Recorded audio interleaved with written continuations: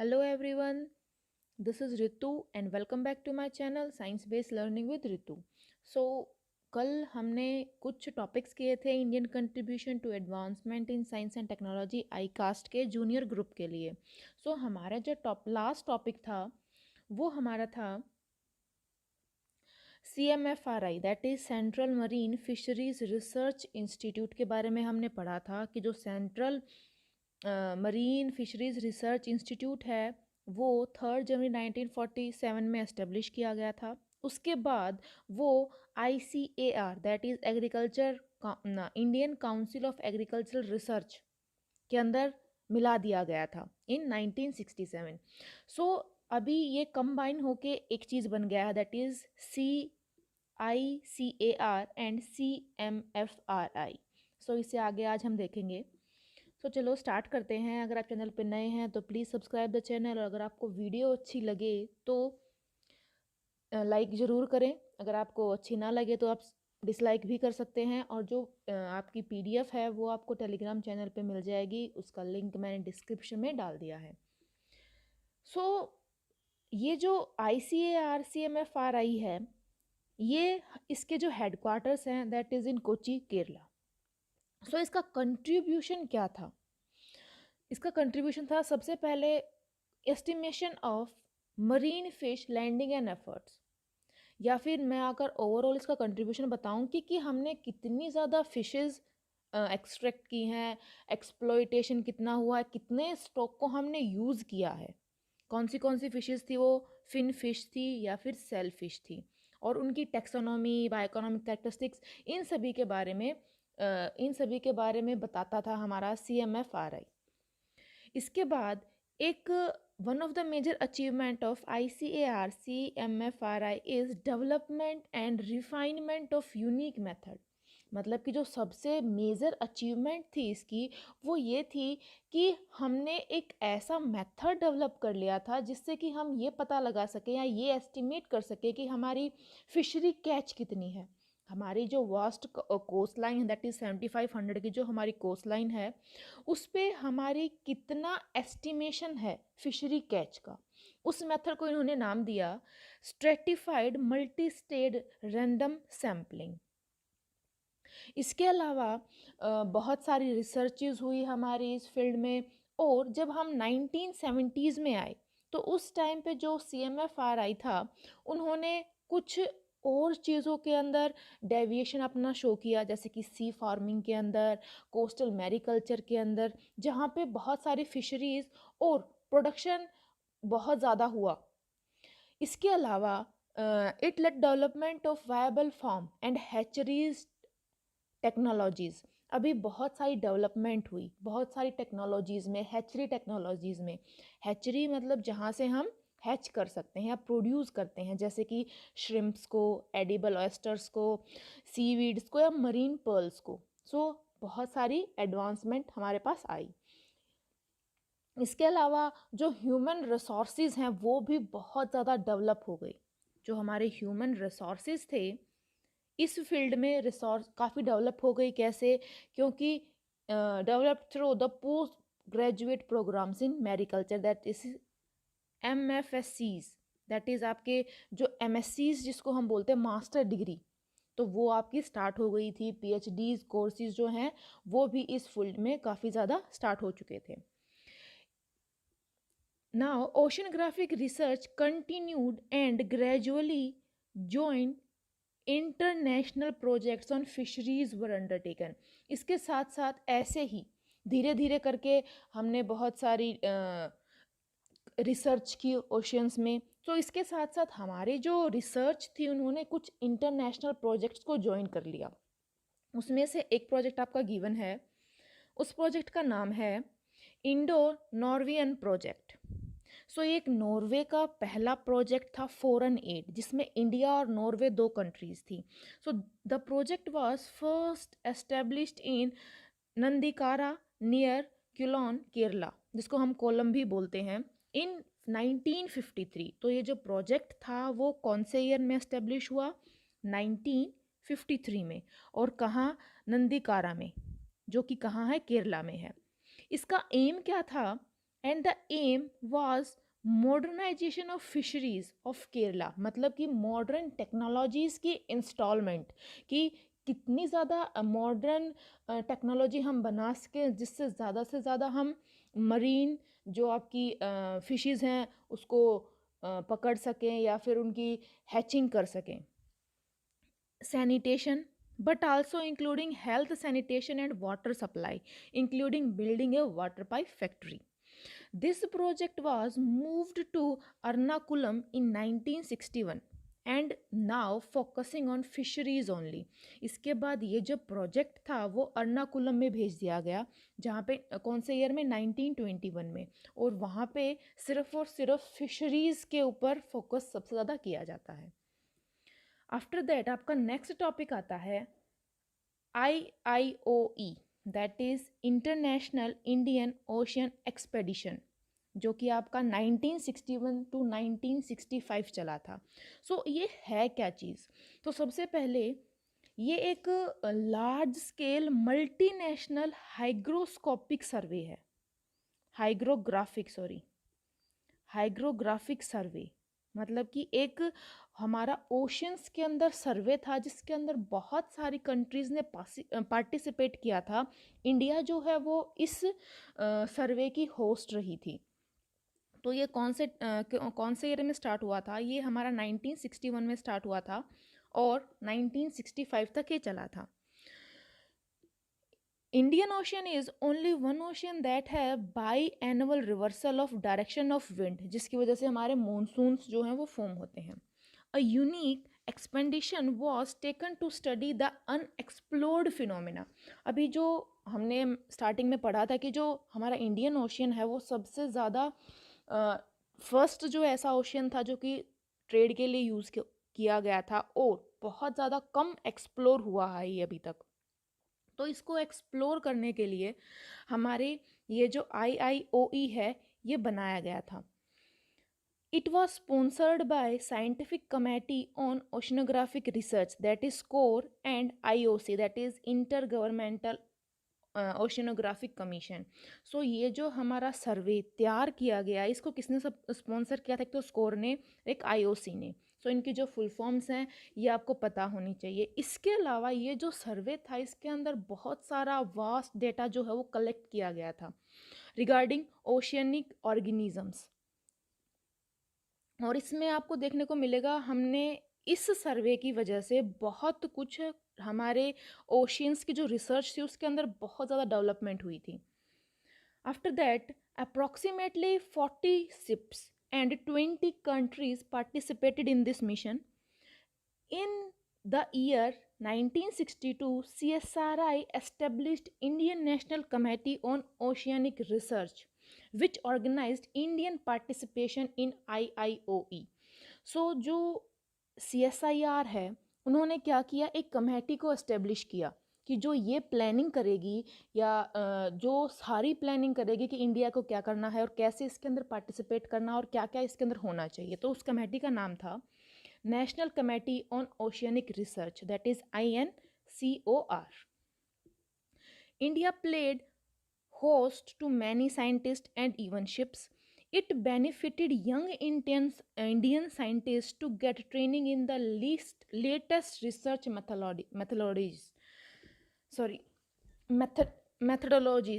मतलब कि कौन से मेथड्स जो हैं, नए जो लेटेस्ट मेथड्स हैं, मेथोलॉजीज़ जो हमारी यूज़ की गई उनको जानने के लिए मौका बहुत सारे इंडियन साइंटिस्ट जो लेटेस्ट या यंग साइंटिस्ट थे उन्हें ये सब जानने का मौका मिला.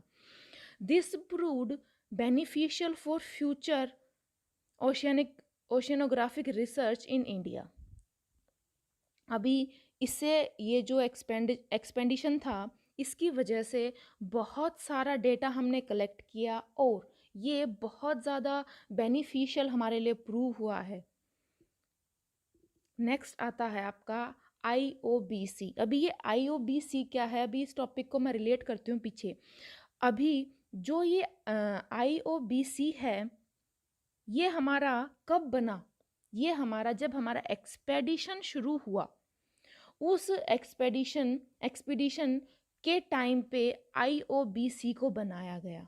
ठीक है, जैसे ही हमारा IIOE से जो भी सर्वे हुआ, जो भी हमने डेटा कलेक्ट किया, उस डेटा को स्टडी करने के लिए हमारा IOBC जो है वो एस्टेब्लिश किया गया। क्या है आपका IOBC? That is Indian ocean biological centre. It is an international center established in Cochin in year 1962 with the aid from UNESCO. It created facility for sorting and identification of zooplanktons collected during IIOE. अभी क्या था, ये जो biological centre था इसके अंदर बहुत सारी फैसिलिटीज़ थी, किस चीज़ की, क्या, ताकि हम आइडेंटिफाई कर सकें जो प्लैंकटन, जो हमें प्लांट्स मिले थे, हमें जो आपकी प्लांट्स और एनिमल्स जो हमें मिले थे वाटर के अंदर ओशन सर्वे के टाइम पे जो हमने कलेक्ट किए थे, उनकी स्टडी की जा सके। Elaborate atlases of zooplankton on Indian Ocean were published as a result of this activity.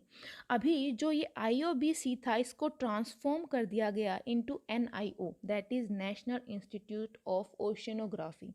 सो ये जो वर्ड्स हैं ये काफ़ी ज़्यादा हैं, आप सोच रहे होगे इससे पहले भी बहुत सारे ऐसे ही चेंजेस होते जा रहे हैं, तो ऐसे ही बहुत सारी चीज़ें हैं जो कि आपकी चेंज हो गई थी, पहले वो कुछ थी और बाद में उनको कुछ और नेमिंग कर दी गई थी। सो ऐसे ही जो हमारा IOBC है, that is Indian ocean biological centre, इसको भी ट्रांसफॉर्म कर दिया गया नेशनल इंस्टीट्यूट ऑफ ओशनोग्राफी में। आफ्टर दैट अभी ये क्या है, national institute of oceanography. In 1960 the government of India constituted the Indian National committee. अभी देखो, आपने अगर ध्यान दिया हो, ये INCOR ये पहले भी आ चुका है। ये एक कमेटी थी जो कब बनाई गई थी, जब हमारा IIOE जो सर्वे है वो आया। सो ये जो सर्वे, ये जो कमेटी थी, ये 1960 में बनाई थी हमारी गवर्नमेंट ने। सो इसके हमारे प्रोफेसर कौन थे, सॉरी चेयरमैन थे प्रोफेसर DN वाडिया, वो एक जियोलॉजिस्ट हैं।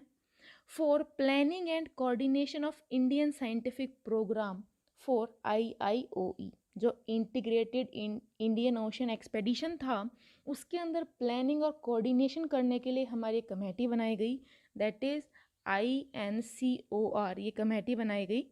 और इसके चेयरमैन कौन थे, प्रोफेसर DN वाडिया। इसके बाद आगे आता है आपका one of the most important outcome of IIOE। तो ये मैंने आपको पहले भी बताया था, सबसे इम्पोर्टेंट आउटकम क्या था इंटरनेशनल इंडियन ओशियन एक्सपीडिशन का, उसकी वजह से हमारी IOBC बनी, that is Indian Ocean Biological Centre, जिसके अंदर क्या थी, बहुत सारी फैसिलिटीज़ अवेलेबल थी for identification of zooplanktons, about the study of marine life, आप ये कह सकते हैं।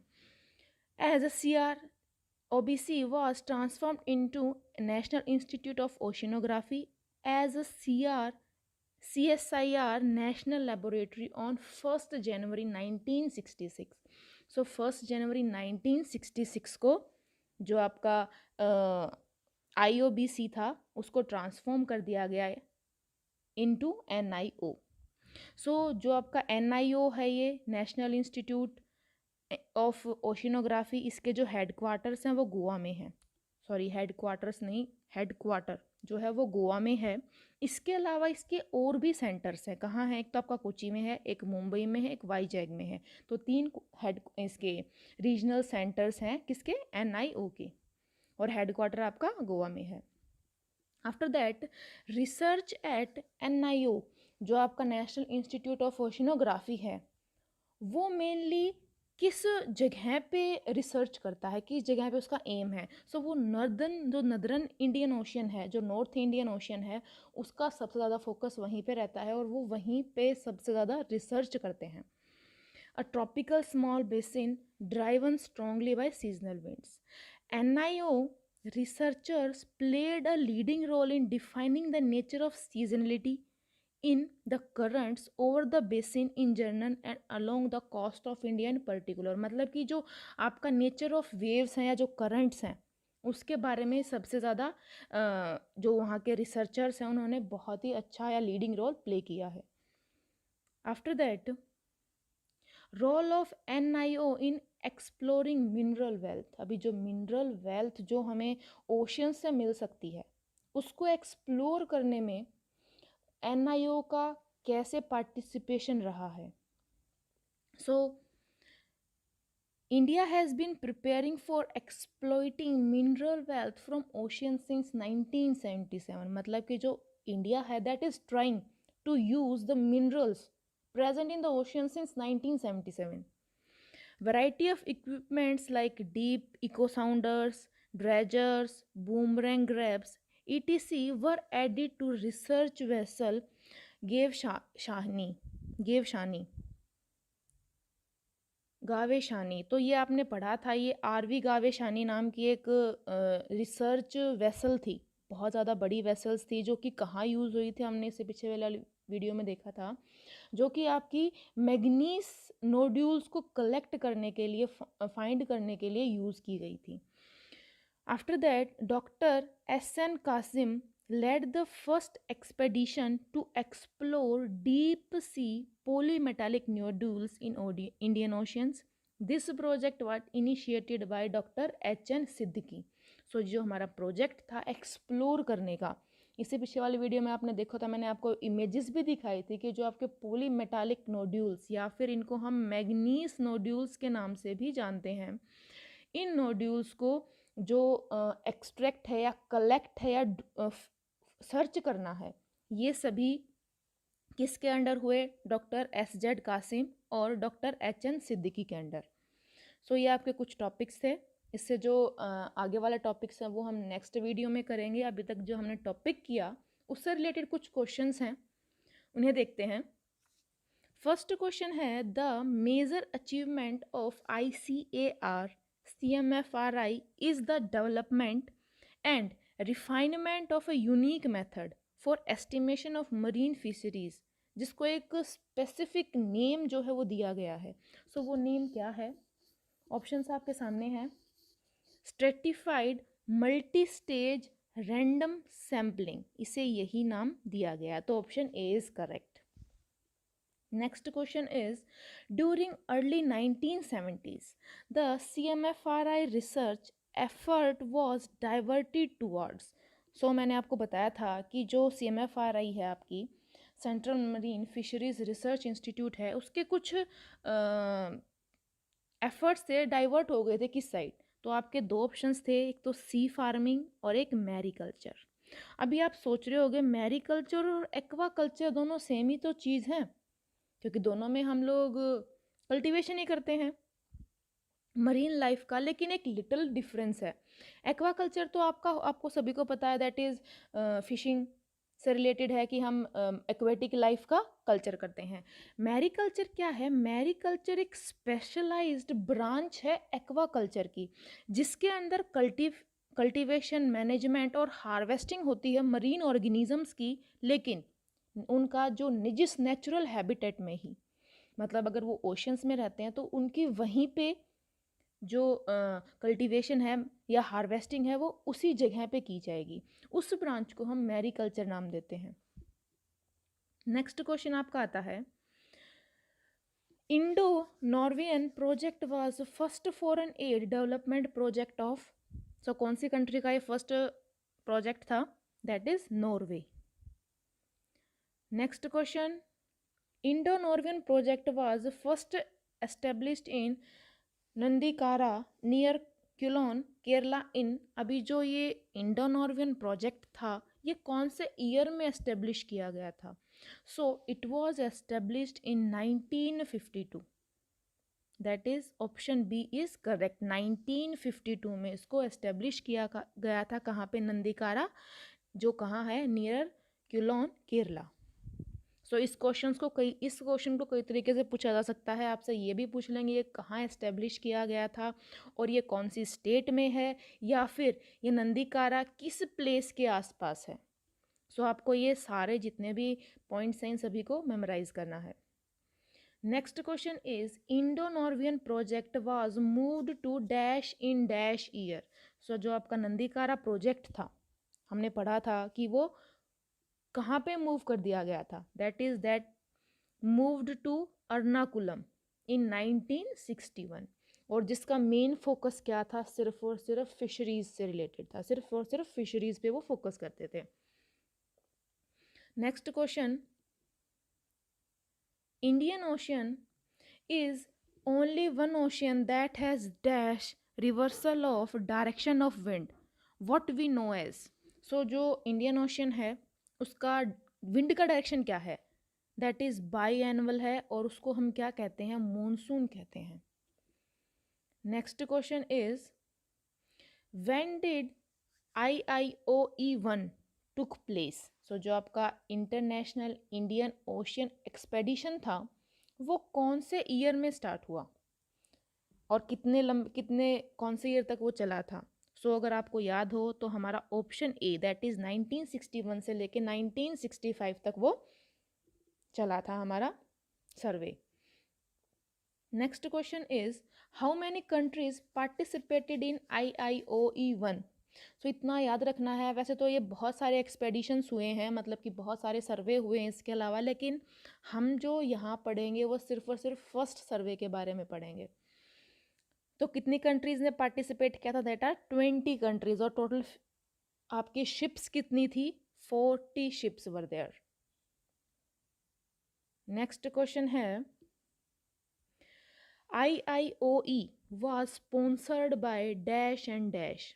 सो जो IIOE है उसको किस किसने स्पॉन्सर किया था, कौन सी एजेंसीज थी जिन्होंने आपका इंटरनेशनल इंडियन ओशियन एक्सपेडिशन को सब स्पॉन्सर किया था।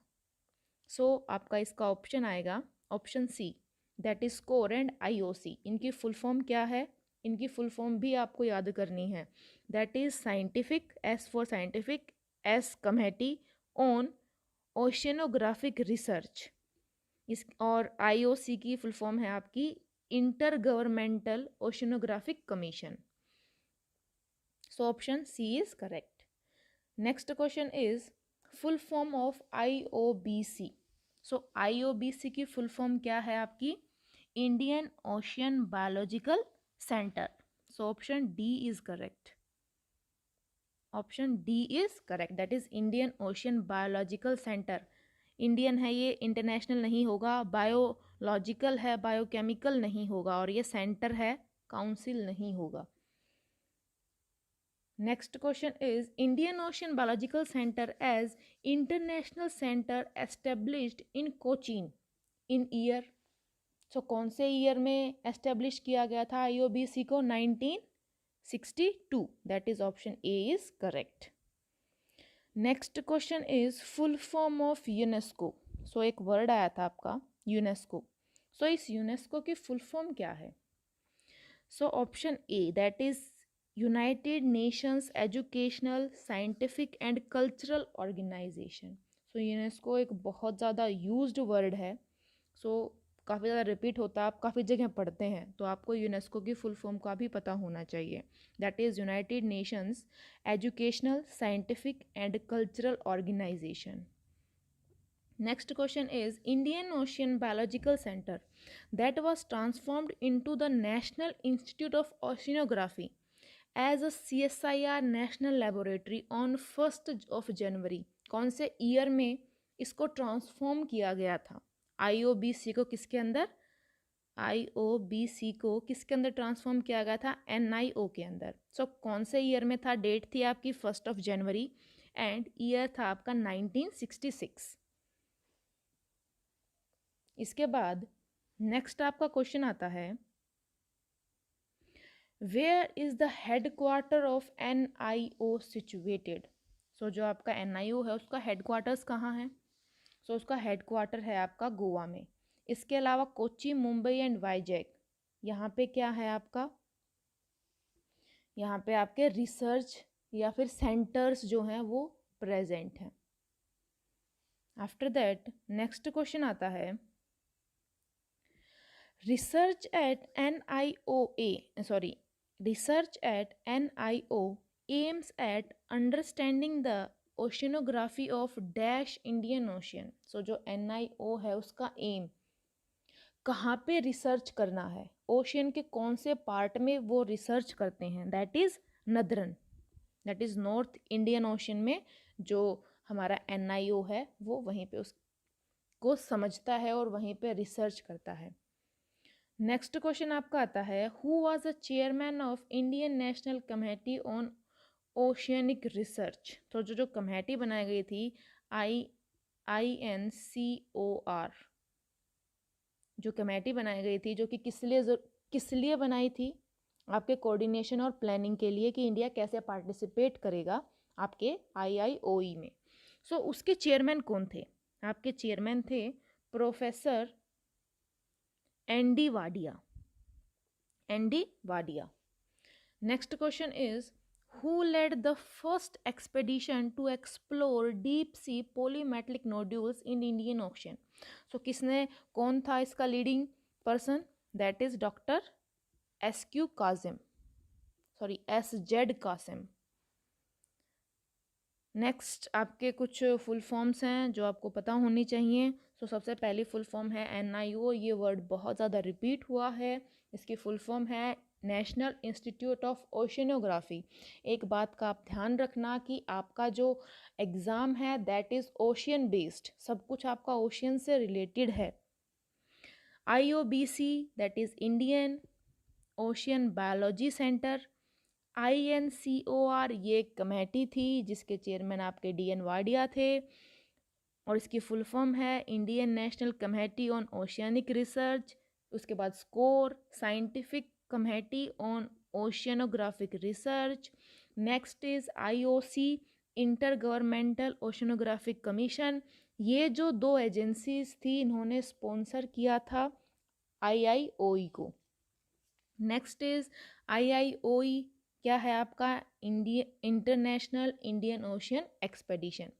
सो ये आपके कुछ टॉपिक्स थे और कुछ क्वेश्चंस थे। अगर आपको वीडियो अच्छी लगे तो प्लीज़ वीडियो लाइक करें, ज़्यादा से ज़्यादा शेयर करें ताकि ज़्यादा सपोर्ट मिले मेरे को आपका। इसके अलावा अगर आपको कोई भी डाउट है तो आप टेलीग्राम चैनल पे पूछ सकते हैं, कमेंट सेक्शन में भी पूछ सकते हैं और PDFs का मैं आपको ऑलरेडी बता चुकी हूँ, आपको टेलीग्राम चैनल पे मिल जाएगी। So thank you for watching, stay connected and stay tuned.